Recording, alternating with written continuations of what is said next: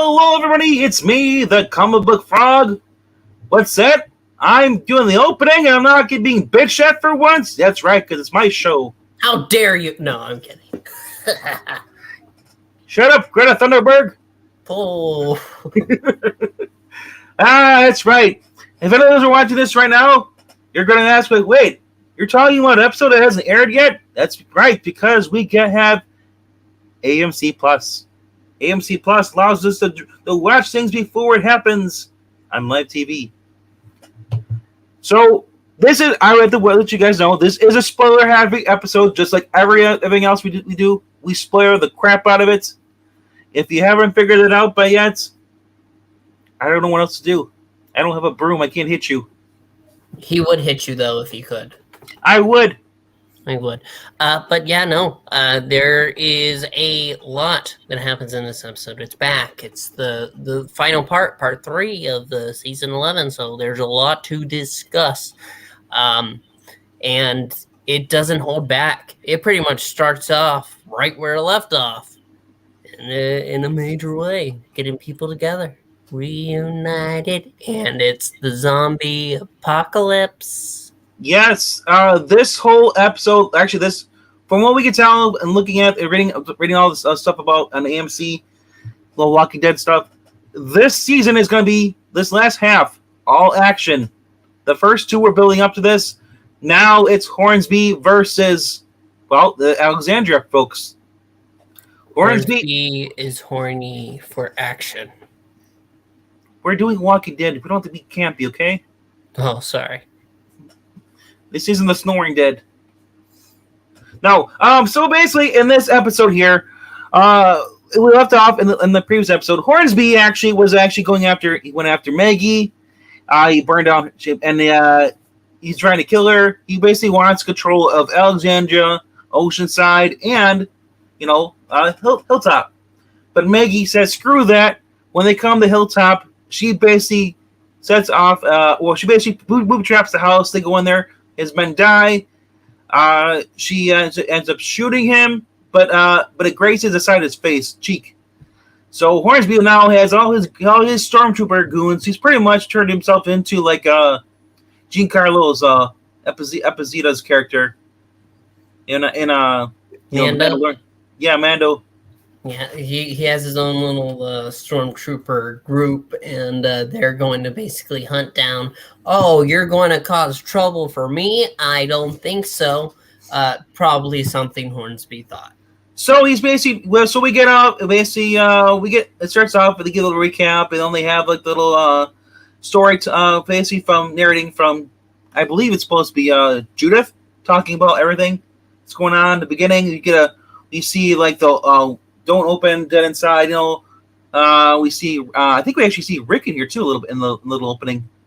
And yeah. So basically, going on to this, we see Daryl running around. He's being chased. At first he's killing the walkers, but Hornsby wants him dead. So then basically you see Maggie and Daryl quick run into this room. The basic building. They're looking through the window. They see the stormtroopers. Hornsby's just, basically telling them to fan out, look for them. And so then they're confronted by Negan and his new wife. And they also run into Gabriel. They devise a plan. They basically Daryl says, we're going to attack them on all three fronts. We're going to attack them from the inside. We're going to attack them here and there. They send Negan in. Basically, their plan is to get Negan into the Commonwealth. They want the Commonwealth to be infiltrated because they need to get word back to their friends. Because if Hornsby ends up making contact with Commonwealth, all their friends are dead. Yes. And with all that in mind, there's also a lot of crud going on in the Commonwealth because the mayor's son is a piece of shit and got a lot of people killed because he is, like I said, a piece of shit. So the town now know this because the reporter, I don't remember her name, Froggy, do you know her name? Connie has written an article and exposed it, and now everything's falling apart. I discussed this earlier with somebody. I think the moral of this show is that anywhere these survivors go, the world will fall apart. Well, the problem with The Walking Dead, and that's what people have, is the fact that it became more about people, and the zombies are like, oh, they're there, they're not a threat anymore. What the show needs to do, and not before we get back to the episode review, we saw at the end of Walking Dead Beyond, there was a brand new virus, a brand new strain, and the one doctor who basically we learned that the virus that was created in a French lab and was dropped it was exposed to basically our country in like Ohio or something like that in a science convention. But anyway, she went back there and she basically got herself infected with the new virus, and she can run now. Zombies that run. So that's the thing. Like I say, that's the one thing the show lacks is that the zombies they just walk. They're the long time they're threatening is if they catch you off guard or there's a big swarm. Now you're gonna say, what, zombies that run? Well, we've seen that with World War Z. I don't think they have the like ants crawling atop each other, but I like Army of the Dead too, where they run too. I mean, I want a cannibalistic. That's what I want. I want more of a threat. Right now, they're just kind of like, hey, bro, come here. So can I nibble a little bit on you? They're like drug addicts, pretty much just walking around. No, we will not be streaming the episode at all. We would be taken down in a split second. Yeah, the huge copyright law with that. We do not stream episodes. I'm sorry. But you know... But you can watch it live. You can go watch it live. In like, what, an hour? I think so, yeah. There you go. Yeah, live on AMC. Yeah. Thank you for stopping by, though. Europe. Or I don't know if that's how you pronounce it, and I apologize if it's not. But, however, with all this going on, it leaves a lot to be wondering about how things are going to wrap up. I know that you just said this is what it's all leading to, the big old fight. I'm just wondering, with this big old fight, can't we just, like... I see... ultimately it coming down, especially at the end here, because do we have to go into detail, or could we just go ahead and talk about how at the end yes, but before that I want to just talk about there's a scene here where Daryl was trying to get Negan into the the Commonwealth. Turns out that they basically going to get it, they need to get a truck. So the little guys who have trucks are basically the Commonwealth groups. They're run by Hornsby. Daryl distracts them, and Daryl is awesome in this whole episode. He is just badass. He's just taking them out one by one, tricking them. There's an awesome car chase scene here with Negan driving a truck and being chased by them, and then you see Daryl basically gets in another truck, and you know what's going to happen. Daryl basically T-bones the truck following Negan, allows Negan escape. Like I said, this high octane episode. If you can watch this show later on when you can get a chance, Europe. But it's a very fun show. So the end is what we really need to go ahead and push into, because they do ultimately find the weasel. What's his name? Sebastian. Sebastian, who's mayor's son. The mayor's son who was hiding in a little unmarked room, or I guess Carol and Negan find him, drag him out. They're gonna protect him because Carol says, it's like, hey, it's like your mom loves you. That's good. She's like, she hates me. I'm least excuse, whatever. So basically they start dragging him through with a hoodie on him, trying to get through. There's protests happening. It's nighttime, and everybody's upset because all their people, all their loved ones have been killed. But they don't realize that actually it's not Sebastian that was killing them. It was Hornsby. That's So anyway, but we don't really have a direct link. But we know that Hornsby is involved with stuff.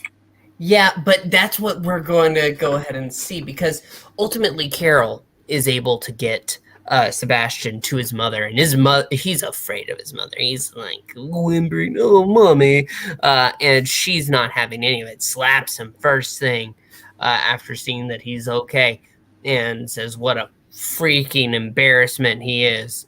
But Carol goes ahead and suggests an alternative.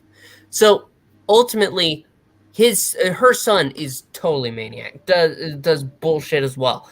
But I think that next week we're going to see the tables turn. I think that Carol is going to convince that Hornsby is a problem, and the mayor's already been suspecting that. Use that, pin it all on Hornsby, they deal with him, and then I don't know. I think we have one more major wave of zombies coming too. And there's only two more things to talk about, and that's there's a really gory scene. Basically, there's a swarm coming near the camp outside the Commonwealth. So basically, they throw their protesters and said we're gonna lock down a curfew because there's a swarm coming in. At first, I'm thinking like, is this a legit swarm? But I'm thinking Milton has something to do with it. Because she doesn't like being protested against. I think she knows more about what her son does, what's going on, that she leads on. Mm-hmm. So they send out basically Mercer and Rosita, who was her day off, gets dragged into it. They go and they basically go to divert the swarm. One of the guys gets torn in half and is ripped apart after the Jeep falls over. Mercer tries to save him, but he gets ripped, and they leave him. You're seeing Mercer he's basically turning over to Alexander's side. He helped Negan get in. Yep. It's a lot going on. And then the other thing was with as far as Jerry's being Jerry in the beginning of the episode, Carol was being pursued by Hornsby's secret goons squad. Well, at least we were glad to be at Hornsby's goons squad because we saw him with Hornsby in the other episode before this. But like I said, if Milton's involved with Hornsby, she's gonna turn code on him and basically make him take the fall. The most logical episode. So Jerry avoids them. But also, the final thing is you see in the thumbnail, basically how they basically even the odds with Hornsby, because they can't get close to Hornsby. He has like 20 men or a group of men. They're all numbered. Maggie, Gabriel, Negan's wife, and Daryl. They all lead him into the sewers. It's a trap. It's a trap. And then at the end, you see on the thumbnail, yes, Daryl sneaks up behind him, puts a knife to his neck, and then that son of a bitch smiles. And that's how it ends. But like I say, previews for next week, Daryl's holding Rick's gun. Well, there we go. Rick Grimes, bro. I hope they bring him back for the season finale. I doubt they will. He has movies, supposedly. But... Supposedly. Yes. But that's our episode for this week. I really hope you guys enjoyed this little recap. And if you get a chance... Watch the show first, then come back here because this is heavily spoiled. I'm sorry about that if you watch it beforehand. But also, if you're an AMC Plus member, you get the episode a week ahead. So look for episode 18 soon. Indeed. All right. Hope you guys had fun. See you later. Like, comment, subscribe. Bye-bye.